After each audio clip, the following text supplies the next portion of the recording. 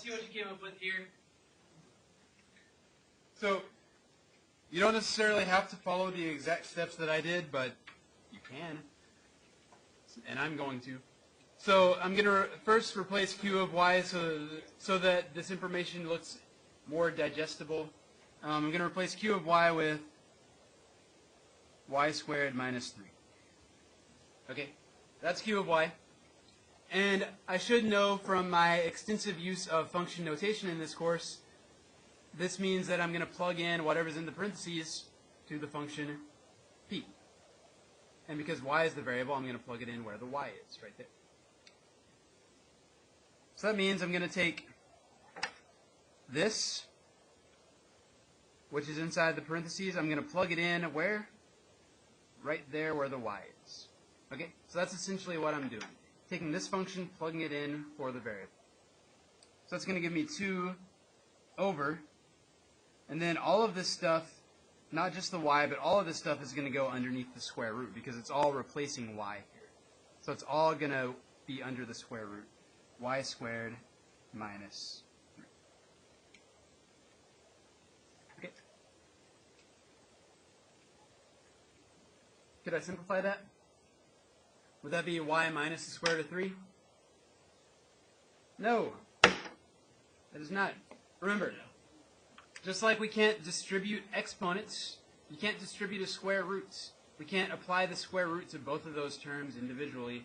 Square roots don't work like that, so don't do that. Okay. So unless you can find something that is squared that equals y squared minus 3, which you can't. What you can, but it's... Anyway. Don't do that. Q of p of y. So this time, we're going to take p of y,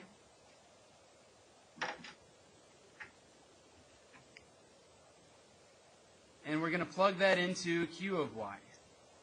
Okay?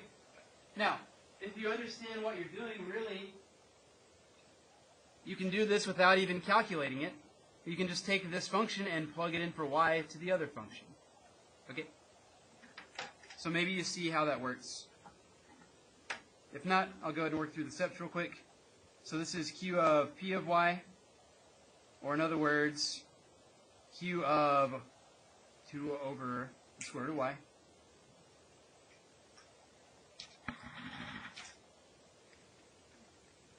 Or in other words, find the function q and plug in 2 over the square root of y where the variable is.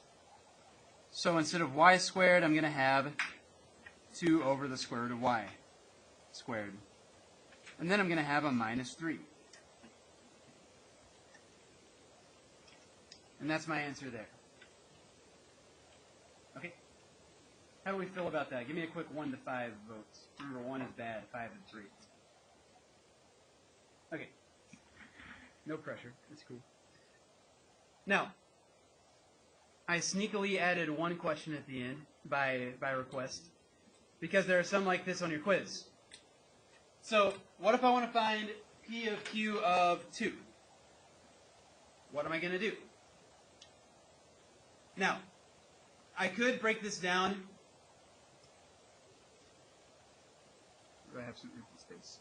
I could break this down and do p of q of 2, which is literally what it's saying, but I don't need to do that because then I would have to plug the function. I would have to plug the 2 into q. Then I would have to get an answer and plug that into p.